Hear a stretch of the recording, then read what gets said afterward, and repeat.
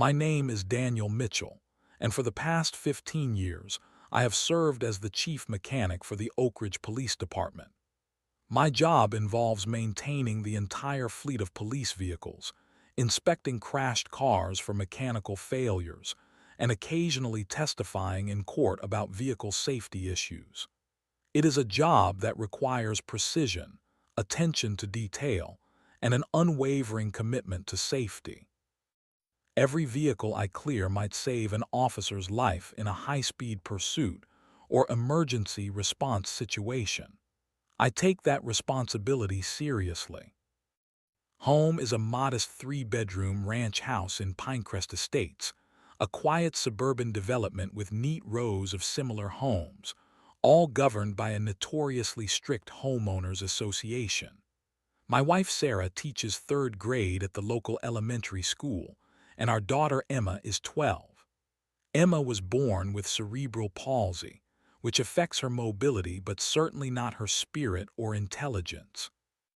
She uses leg braces and sometimes a wheelchair for longer distances, which is why she qualifies for the Special Education Transportation Service, a small yellow school bus that stops directly in front of our driveway each morning at 7:15.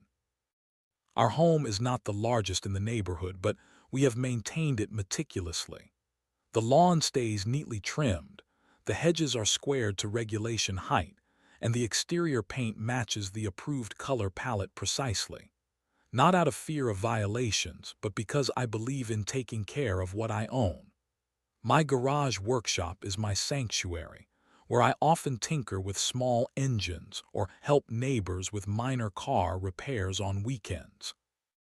The HOA of Pinecrest Estates is run with military precision by Veronica Hartwell, a woman in her 50s with blonde hair pulled into a tight bun, who has served as president for the past 7 years.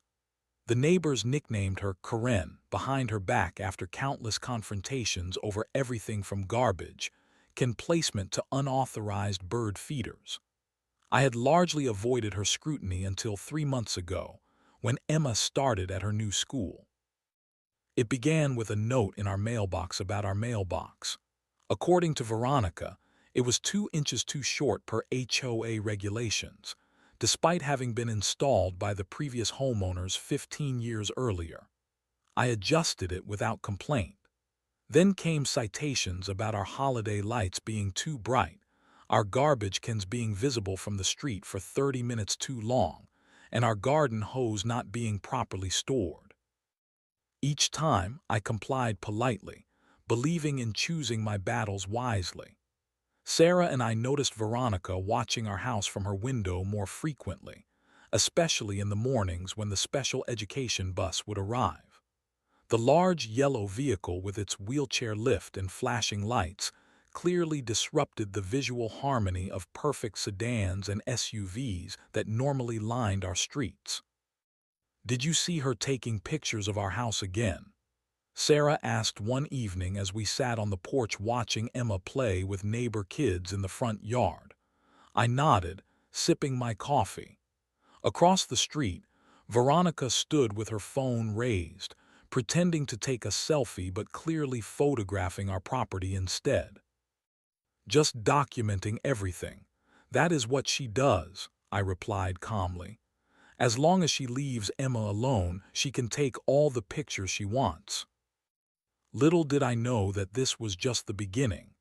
The calm before a storm that would test not just my patience, but my professional ethics and my protective instincts as a father in ways I could never have imagined. The monthly HOA meeting was held in the Pinecrest Estates Community Center, a small building with uncomfortable folding chairs and fluorescent lighting that made everyone look slightly ill. I sat in the back row beside our neighbor Frank Lopez, a retired postal worker who had become a good friend since we moved in. Sarah had stayed home with Emma, who had physical therapy exercises to complete that evening. The meeting dragged through treasurer reports and landscaping updates until Veronica stood up to address new business, her gaze sweeping the room before landing directly on me. I felt a sudden tension in the air. "We need to discuss the issue of unauthorized commercial vehicles making stops in the neighborhood," she began, her voice carrying that particular tone of authority she had perfected over years of HOA rule enforcement. "Specifically, there is a yellow school bus that stops on Maple Avenue every weekday morning, creating noise disturbance, visual disruption, and potential traffic hazards." My stomach tightened as several heads turned toward me. Frank patted my shoulder in silent support. "HOA bylaws clearly state that no commercial or oversized vehicles may be parked or stopped on neighborhood streets except for short-term deliveries," Veronica continued, holding up a binder of regulations. "This has been going on for months now, and several residents have complained about the disruption." I raised my hand and waited to be acknowledged, which took Veronica a full minute despite me being the only person with a hand raised. When she finally nodded in my direction, I stood and addressed the room calmly. "That bus is transporting my daughter Emma, who has cerebral palsy, to her special education program," I explained. "The Americans with Disabilities Act requires reasonable accommodations for children with disabilities, which includes transportation services. The bus stops for approximately 2 minutes each morning and afternoon." A murmur of understanding rippled through the room. I could see several neighbors nodding sympathetically, but Veronica remained unmoved, her lips pressed into a thin line. "While we certainly sympathize with your family situation, Mr. Mitchell, rules are rules. The bylaws do not have exceptions for special circumstances. Perhaps you could arrange for the bus to stop at the neighborhood entrance instead, or drive your daughter to the main road to meet it." The suggestion was absurd. Emma would have to navigate 3 blocks with her mobility aids, potentially in rain or snow. I explained as much, keeping my voice level despite my rising frustration. "Additionally," I added, "federal law supersedes HOA bylaws when it comes to disability accommodations. The Fair Housing Act explicitly prohibits discrimination against families with disabilities, including in the enforcement of HOA regulations." The meeting adjourned with no resolution, but 3 days later, an official warning letter appeared in our mailbox. It cited Section 14, Paragraph 3 of the HOA bylaws regarding unauthorized vehicle stops, and threatened a $50 daily fine for continued violations. At the bottom, Veronica had scrawled a handwritten note: "Rules apply to everyone equally. No exceptions." That weekend, I gathered Emma's medical documentation, transportation accommodation paperwork from the school district, and printouts of relevant ADA regulations. Sarah suggested I email the information, but I felt this warranted a face-to-face conversation. Veronica opened her front door wearing tennis whites despite not playing tennis, her expression souring when she saw me standing there with a folder of documents. "These papers explain the legal basis for Emma's transportation accommodation," I said, holding out the folder. "I would be happy to present them at the next HOA meeting as well, but wanted to provide them to you directly first." She took the folder without opening it, holding it between 2 fingers as if it might contaminate her. "Legal intimidation will not work with me, Mr. Mitchell. If your family situation requires special arrangements incompatible with our community standards, perhaps Pinecrest Estates is not the right neighborhood for you." My hand gripped the porch railing tightly. "Are you suggesting we move because my daughter has a disability?" "I am suggesting that you comply with the regulations you agreed to when purchasing your home," she replied coldly. "One way or another, that bus situation will be resolved. Good day." The door closed in my face, leaving me standing on her porch with growing concern about what "one way or another" might mean. Over the next 2 weeks, strange incidents began to accumulate. Mrs. Jensen, the elderly widow who lived 2 doors down, called me one evening to report that she had seen Veronica circling the parked school bus late the previous night. She was using her phone flashlight to look underneath it, Mrs. Jensen explained, her voice tinged with worry. I thought you should know, dear. It seemed odd behavior for nearly midnight. I thanked her for the information, unease settling in my stomach. The following morning, I noticed Veronica's silver Lexus parked across from our house during the bus pickup, her figure barely visible behind tinted windows. She was watching, documenting, planning something. But what? That Friday, Rick, the regular bus driver who had been transporting Emma since September, mentioned something concerning as I helped secure Emma's wheelchair to the floor brackets. Bus has been handling funny this week, he said casually. Brakes feel a bit soft, especially when we hit the hill on Highland Ridge. Maintenance checked it yesterday but did not find anything major. Probably just needs a fluid top-up. My professional alarm bells started ringing. Brake issues were never something to dismiss casually, especially on a vehicle carrying children. Mind if I take a quick look? I offered. It is literally my job to spot vehicle safety issues.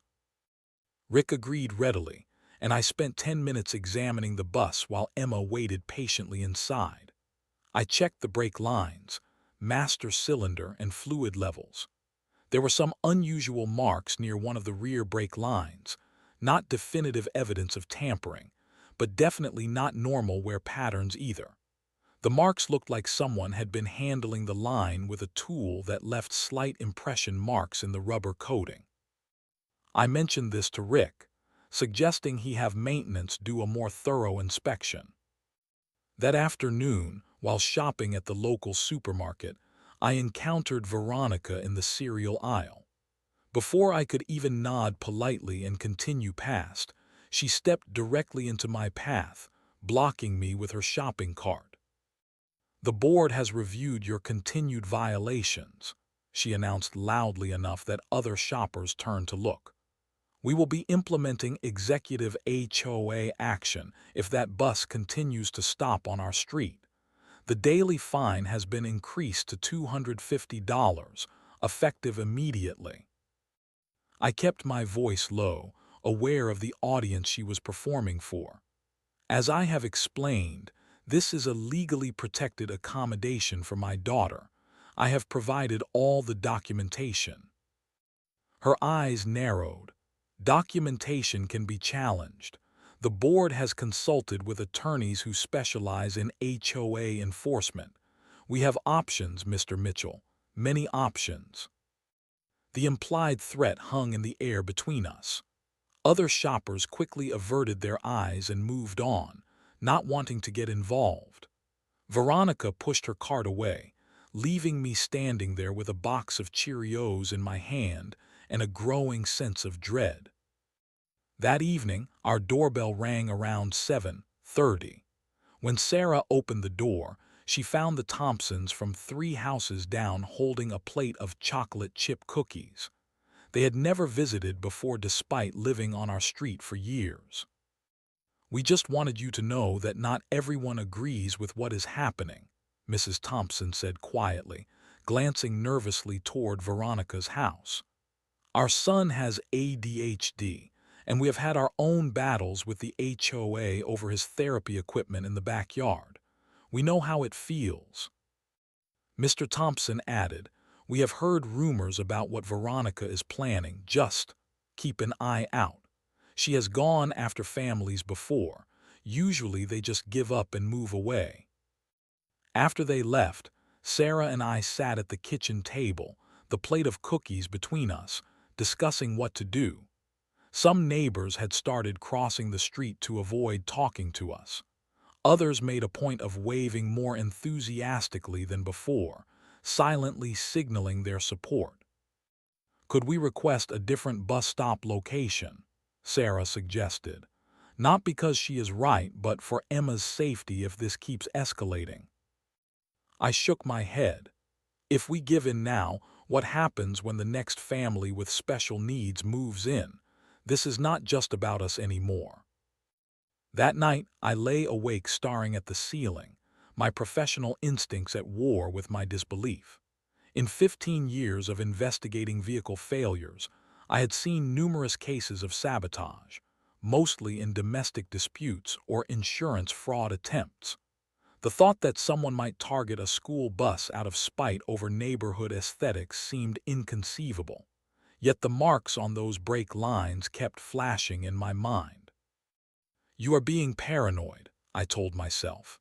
Even Veronica would not go that far. But deep down, something told me we had not yet seen how far she was willing to go to maintain her perfect neighborhood. Wednesday morning dawned with heavy rain, the kind of spring downpour that creates rivers along curbs and floods storm drains. I woke earlier than usual, a habit formed from years of early shifts at the police garage. Our bedroom window overlooked the street where the school bus normally parked during pickup. In the dim pre-dawn light, something caught my attention, a faint rainbow shimmer in a puddle beneath where the bus usually stopped. I dressed quickly and grabbed an umbrella, telling Sarah I wanted to check something before breakfast. The rain had eased to a steady drizzle as I walked down our driveway. Crouching beside the puddle, I confirmed what my trained eye had spotted from the window, the unmistakable iridescent sheen of hydraulic fluid or brake fluid diluted by rainwater.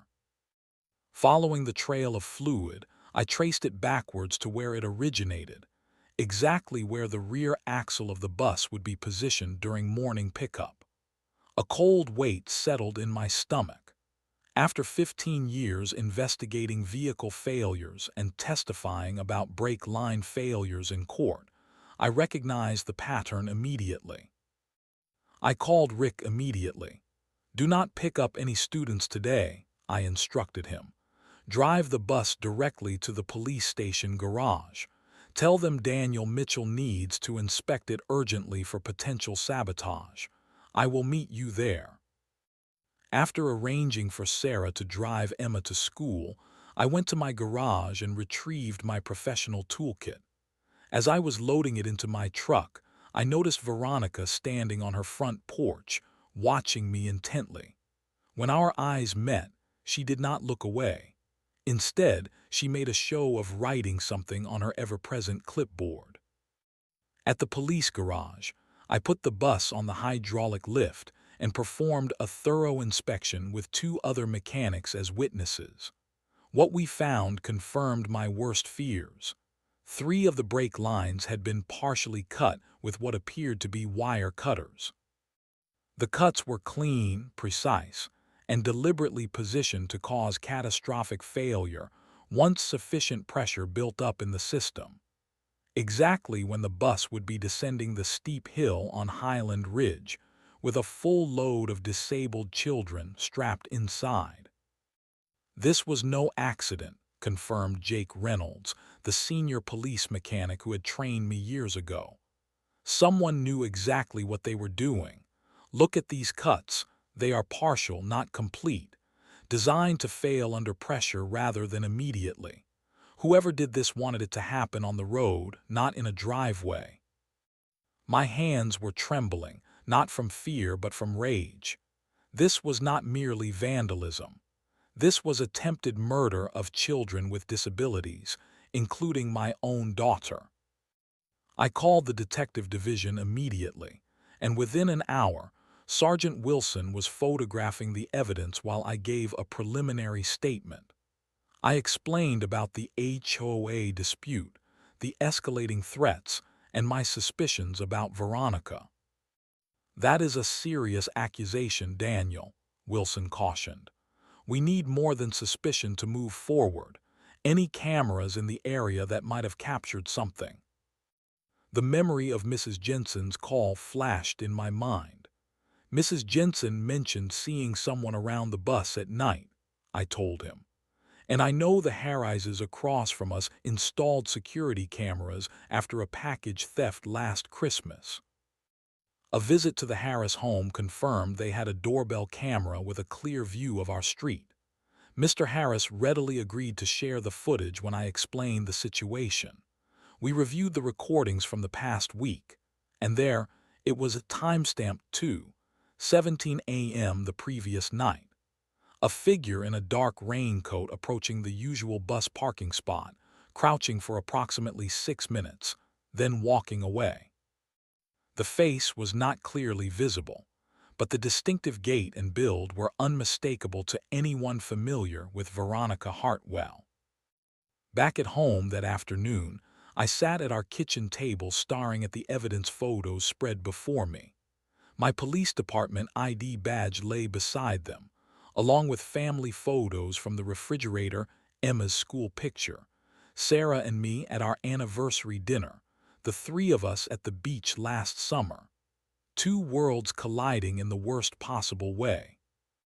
The professional part of me knew exactly what needed to happen: formal police report, evidence processing, arrest warrant.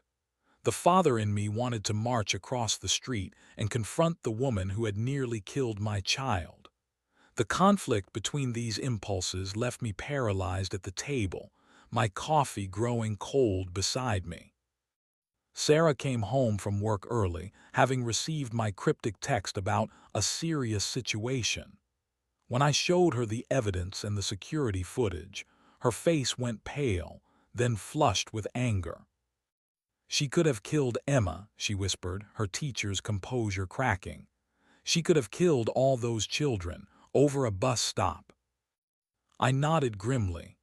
The cuts were made to fail when the bus hit maximum brake pressure, right at the bottom of Highland Ridge, at that speed with no brakes. I could not finish the sentence. We both knew what it meant. The bus route included a sharp turn at the bottom of that hill, without functioning brakes at that speed, with children strapped into wheelchairs. "What are you going to do?" Sarah asked, gripping my hand across the table. I looked at the evidence photos again, then at my badge. What I always do: follow procedure, build an airtight case, make sure justice is served. I paused, looking out the window toward Veronica's perfectly maintained home. But this time it is personal. The conference room at the police station fell silent as I finished presenting the evidence. Around the table sat Detective Wilson, Captain Reyes, District Attorney Sharma, and two officials from the School District Transportation Safety Department. The brake lines recovered from the bus were laid out on the table, the partial cuts clearly visible. Beside them, printouts of the security camera footage showed the figure approaching the bus at 2:17 a.m. In my professional opinion, I concluded, these cuts were made with precision and knowledge. They were specifically designed to cause catastrophic failure during maximum braking pressure, which would occur on the Highland Ridge descent. This was not random vandalism. This was deliberate and premeditated sabotage, with clear intent to cause a serious accident. Captain Reyes, who had known me for 15 years, leaned forward. "The situation is complicated by your personal involvement, Daniel. You are both a witness and a victim, as well as our expert. We need to be extraordinarily careful about procedure." DA Sharma nodded in agreement. Defense attorneys would immediately claim conflict of interest or evidence tampering if we do not document everything meticulously. "I suggest we bring in an independent mechanical expert to verify your findings, though I have no doubt they are accurate." The transportation officials exchanged glances. "This goes beyond vandalism," said Maria Gonzalez, the senior safety inspector. "Targeting a special needs transportation vehicle elevates this significantly. We would be looking at multiple serious charges: reckless endangerment of minors with disabilities at minimum, attempted murder at maximum." For the next 2 hours, we built a methodical action plan. Additional experts would examine the evidence. Detective Wilson would conduct formal interviews with Mrs. Jensen, the Harrises, and other neighbors. The bus driver would provide a statement about the brake issues he had noticed. School district officials would document which children would have been on the bus during the projected time of failure, including their specific disabilities and vulnerability. "What about surveillance on the suspect?" Detective Wilson asked. "If she realizes the sabotage was discovered, she might attempt to flee or destroy evidence." Captain Reyes considered this. "Low-key surveillance only. We do not want to tip our hand until we have the complete case built. Daniel, you need to maintain absolute normalcy in your neighborhood interactions. Can you do that?" Could I act normal around the woman who had tried to kill my child? I thought of my years testifying in court, maintaining professional demeanor even in highly emotional cases. "Yes, sir, I can do that." That evening, as I collected our mail, I saw Veronica doing the same across the street. She looked up and our eyes met briefly. I nodded politely as if it were any other day, as if I did not know what she had done. She smiled that thin, satisfied smile of hers, completely unaware that 4 different agencies were now building cases against her. The cosmic irony was not lost on me. Her obsession with my family had led her to target the very person most qualified to detect and document her crime. Over the next week, we maintained careful normalcy. Emma continued her school routine, though now driven by Sarah rather than taking the bus. Our neighbors noticed the absence of the bus, but assumed it was related to the ongoing HOA dispute. Only the Thompsons and Mrs. Jensen knew the truth, sworn to secrecy while the investigation proceeded. Each day, Veronica continued her neighborhood patrols, documenting supposed violations and issuing warnings. She seemed particularly pleased with herself, even stopping by the Andersons' house to compliment their newly planted flowers while pointing out their non-regulation mailbox. Her confidence was absolute, her power trip undiminished. Meanwhile, behind the scenes, the case against her grew stronger. The independent mechanical expert confirmed my assessment of the brake line sabotage.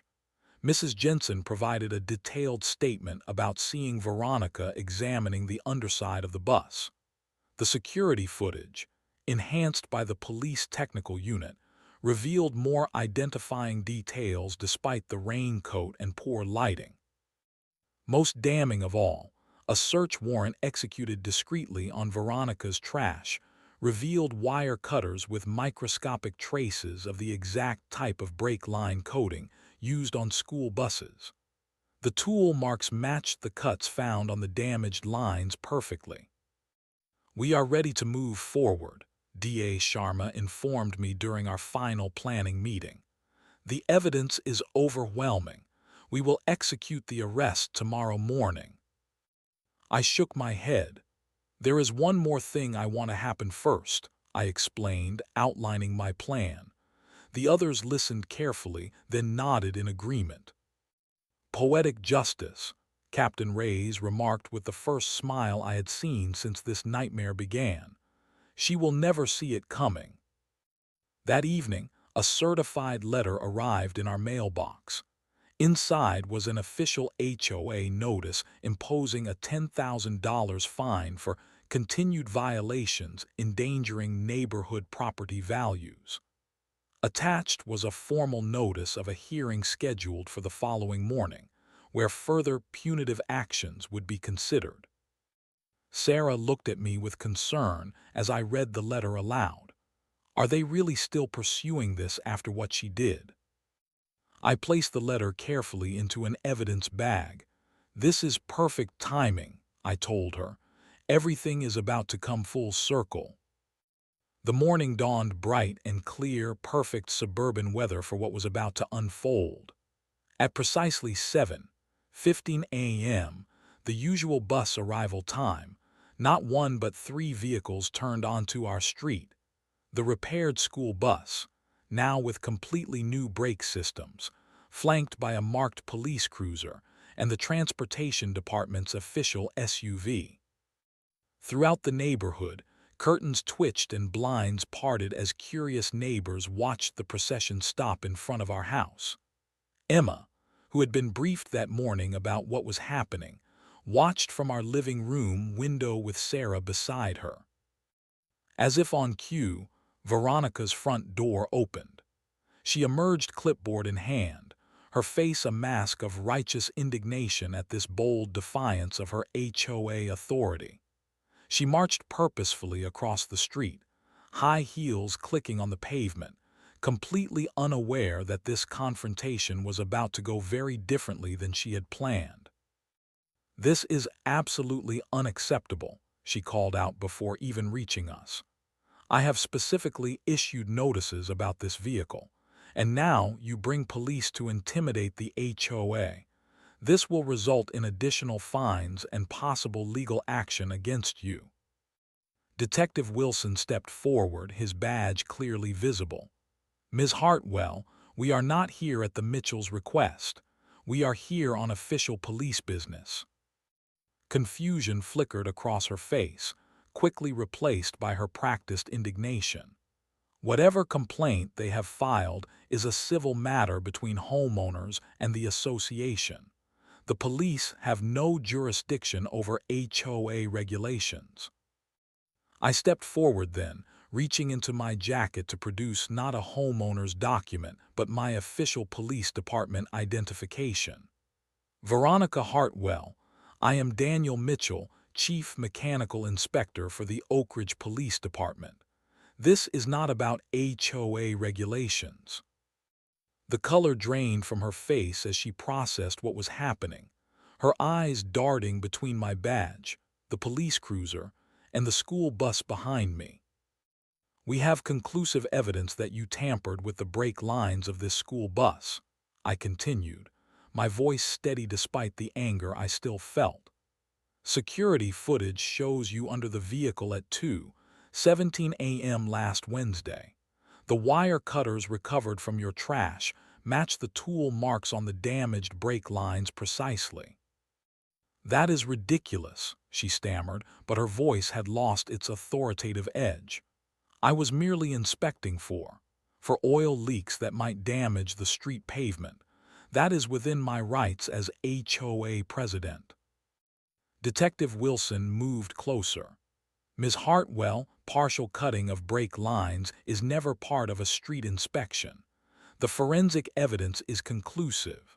The cuts were made to fail catastrophically once the bus reached the bottom of Highland Ridge, with 8 disabled children on board." By now, neighbors had emerged from their homes, gathering at a distance to witness the unfolding scene. Mrs. Jensen stood with the Thompsons. The Harrises, whose security camera had captured the crucial evidence, watched from their driveway. "This is all a misunderstanding," Veronica insisted, her voice rising in panic. "I only meant to inconvenience, not harm anyone. I just wanted them to follow the rules like everyone else. That bus disrupts the aesthetic value of the neighborhood." "Inconvenience," I repeated, unable to keep the edge from my voice. "Cutting brake lines on a vehicle carrying children with disabilities is not an inconvenience. It is attempted murder." Transportation Safety Officer Gonzalez stepped forward, adding her official authority to the scene. "Ms. Hartwell, I am here representing the School Transportation Safety Division. I need to inform you that in addition to criminal charges, you will face federal charges related to endangering special needs transportation services." Veronica's careful facade crumbled completely. "You cannot do this to me. Do you know who I am in this community? I have been HOA president for 7 years. I maintain property values. I enforce the rules." "And now you will learn about a different set of rules," Detective Wilson said quietly, producing handcuffs. "Veronica Hartwell, you are under arrest for criminal sabotage, 8 counts of reckless endangerment of minors with disabilities, and 8 counts of attempted murder. You have the right to remain silent." As the Miranda rights were read and Veronica was escorted to the police cruiser, the gathered neighbors broke into spontaneous applause. Mrs. Jensen wiped tears from her eyes. The Thompsons hugged each other. Even residents who had avoided us during the conflict now approached with expressions of shock and support. I stood watching as the police cruiser drove away, feeling not triumph but profound relief. Sarah came out with Emma, who looked up at me with complete trust. "Is the bad lady going away?" she asked simply. I knelt down to her level. "Yes, sweetheart, she is going away for a very long time, and your bus will be safe now." The courtroom fell silent as Judge Ramirez prepared to deliver the sentence. 6 months had passed since that morning on our street. 6 months of evidence hearings, psychiatric evaluations, and testimony from experts including myself. Throughout the process, Veronica had maintained that she had only intended to cause minor damage that would make the bus inoperable, forcing a route change. The forensic evidence told a different story. "Ms. Hartwell," Judge Ramirez began, "this court finds your actions showed a blatant disregard for human life, specifically targeting children with disabilities. Your obsession with neighborhood appearances and HOA authority evolved into a dangerous pathology that nearly resulted in multiple deaths." Veronica sat motionless beside her attorney. Her designer outfits had been replaced by conservative courtroom attire. Her expression, once so confident and commanding, now showed the first genuine remorse I had seen from her. "Too little, too late. I sentence you to 12 years in state prison on the combined charges, with possibility of parole after serving 8 years. Additionally, you are prohibited from serving in any HOA or community governance role for life." The gavel struck with finality, and Veronica was led away. I felt Sarah's hand tighten around mine as we watched, not celebrating but acknowledging that justice had been served. Back in Pinecrest Estates, the neighborhood had undergone remarkable transformation. Moving trucks appeared at Veronica's house within weeks of her arrest. The property sold quickly to a young family with twins, one of whom used a wheelchair. The irony was not lost on anyone. An emergency HOA board meeting had been called the day after Veronica's arrest. The remaining board members, horrified by her actions and fearful of potential liability, unanimously voted to remove her and hold new elections. The new leadership, headed by Mrs. Thompson, immediately began revising the HOA bylaws to include explicit protections for disability accommodations and medical needs. "We want to ensure nothing like this ever happens again," Mrs. Thompson explained during the transition meeting. "Our neighborhood should be known for inclusion and support, not restrictive rules and harassment." The community response surprised us most of all. Neighbors who had remained silent during Veronica's reign approached us with their own stories, denied accommodation requests, threatened fines over medical equipment visible from the street, harassment over therapy animals. Her tyranny had affected far more families than anyone had realized. The school bus resumed its regular stops at our house, now greeted by waves from neighbors rather than disapproving stares. Rick, the driver, gave me a respectful nod each morning as he secured Emma's wheelchair. "Never thought I would be so happy to make this stop," he commented one morning. "But knowing what could have happened makes me appreciate the extra 2 minutes." Mrs. Jensen organized a community cookout where the newly formed Neighborhood Accessibility Committee was created, a group dedicated to helping residents with special needs navigate HOA requirements and ensure their rights were protected. I was asked to serve as a technical advisor for safety issues, a role I accepted gladly. Standing in our driveway on a crisp fall morning 6 months after Veronica's arrest, I watched Emma board her bus, happy and secure. Sarah stood beside me, coffee mug in hand. "Do you ever think about her?" she asked quietly. "About Veronica?" I considered the question. Not about her specifically, but I think about how easy it is for rules to become more important than people, how enforcement can become an end in itself rather than a means to community well-being.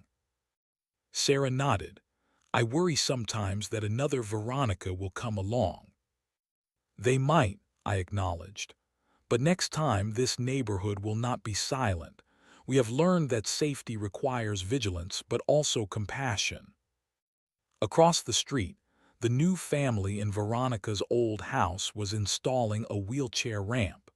Two neighbors had shown up unasked to help with the construction. Our street had transformed from a battleground to a true community where differences were accommodated rather than punished.